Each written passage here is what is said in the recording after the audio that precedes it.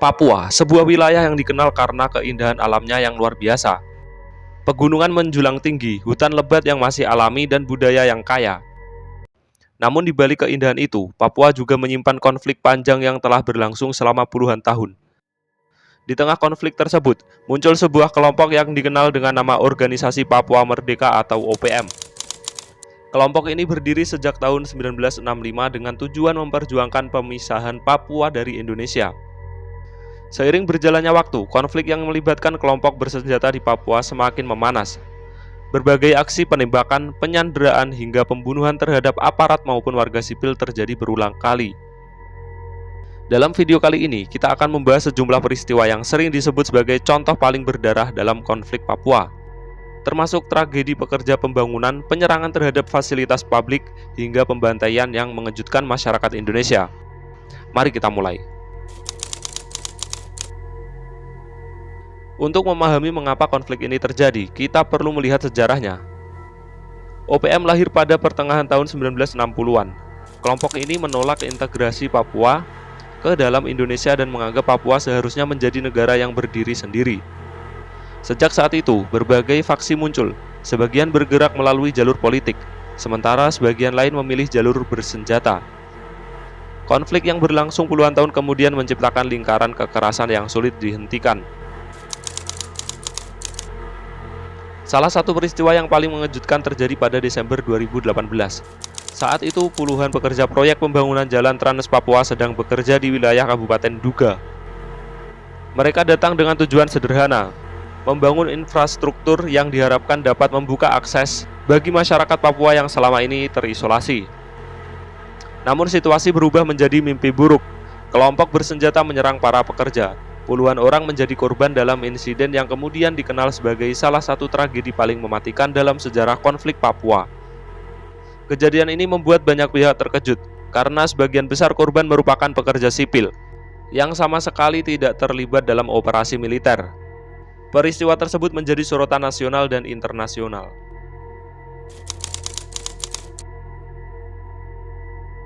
Empat tahun kemudian, tragedi kembali terjadi. Tahun 2022, wilayah Beoga, Kabupaten Puncak. Sekelompok pekerja dari perusahaan telekomunikasi sedang melakukan perbaikan menara BTS Telkomsel. Mereka datang untuk memperbaiki jaringan komunikasi, agar masyarakat di wilayah tersebut dapat menikmati layanan telekomunikasi yang lebih baik. Namun pekerjaan itu berubah menjadi petaka. Pada tanggal 2 Maret 2022, kelompok bersenjata menyerang lokasi kerja mereka. 8 pekerja tewas dalam serangan tersebut. Satu orang berhasil selamat dan kemudian meminta bantuan setelah menemukan rekan-rekannya sudah tidak bernyawa. Peristiwa ini mendapat perhatian luas karena para korban merupakan pekerja sipil yang sedang memperbaiki fasilitas komunikasi. Juru bicara TPNPB OPM saat itu mengklaim kelompok mereka bertanggung jawab atas serangan tersebut. Salah satu bagian paling menyedihkan dari tragedi Beoga adalah kisah seorang pekerja yang berhasil bertahan hidup.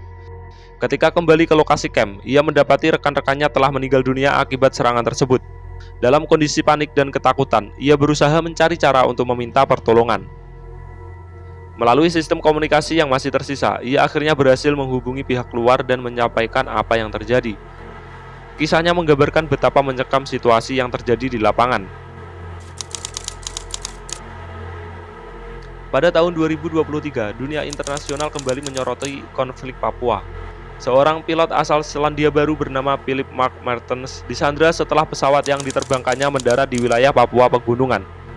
Kelompok bersenjata kemudian mengaku bertanggung jawab atas penyanderaan tersebut. Kasus ini menjadi perhatian berbagai negara karena melibatkan warga negara asing. Berbulan-bulan lamanya proses negosiasi dilakukan untuk membebaskan sang pilot. Insiden tersebut menunjukkan bahwa konflik di Papua bukan lagi sekedar isu domestik, tetapi telah menjadi perhatian dunia.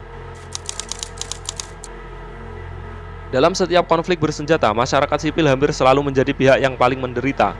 Banyak warga harus meninggalkan kampung halaman mereka karena takut menjadi korban kekerasan. Sebagian hidup di tempat pengungsian dalam waktu lama. Anak-anak kehilangan kesempatan belajar, akses kesehatan menjadi terbatas, aktivitas ekonomi terganggu. Kondisi ini menciptakan dampak sosial yang sangat besar bagi masyarakat Papua. Salah satu hal yang sering menjadi pertanyaan adalah mengapa proyek pembangunan sering menjadi sasaran. Dalam berbagai peristiwa, pekerja jalan, pekerja tower komunikasi, hingga proyek-proyek pembangunan lainnya pernah menjadi korban. Menurut berbagai laporan, kelompok bersenjata sering menganggap pembangunan infrastruktur sebagai bagian dari kehadiran negara di wilayah konflik. Karena alasan itulah beberapa proyek kerap menjadi sasaran serangan. Akibatnya banyak pekerja yang harus menjalankan tugas mereka di bawah ancaman keselamatan yang tinggi. Konflik Papua telah berlangsung selama puluhan tahun. Setiap kali terjadi serangan, biasanya akan diikuti operasi keamanan. Setiap operasi keamanan seringkali memicu ketegangan baru. Dan ketegangan baru kemudian berpotensi memunculkan kekerasan berikutnya. Inilah yang sering disebut sebagai lingkaran konflik.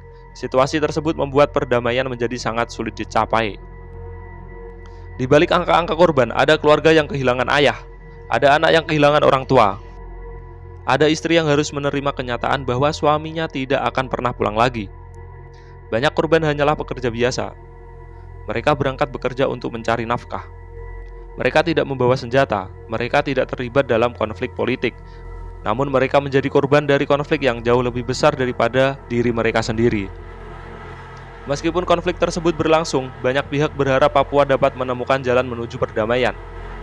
Tokoh masyarakat, tokoh agama, pemerintah, dan berbagai organisasi kemanusiaan terus menyerukan dialog sebagai solusi.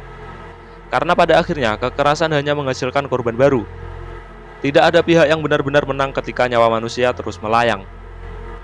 Konflik Papua merupakan persoalan yang kompleks dan memiliki sejarah panjang. Namun satu hal yang tidak dapat dipungkiri adalah bahwa berbagai aksi kekerasan telah menimbulkan penderitaan besar bagi masyarakat. Tragedi pekerja jalan di Duga, pembunuhan pekerja tower BTS di Beoga, penyanderaan warga sipil, serta berbagai serangan lainnya menjadi pengingat bahwa konflik bersenjata selalu meninggalkan luka mendalam.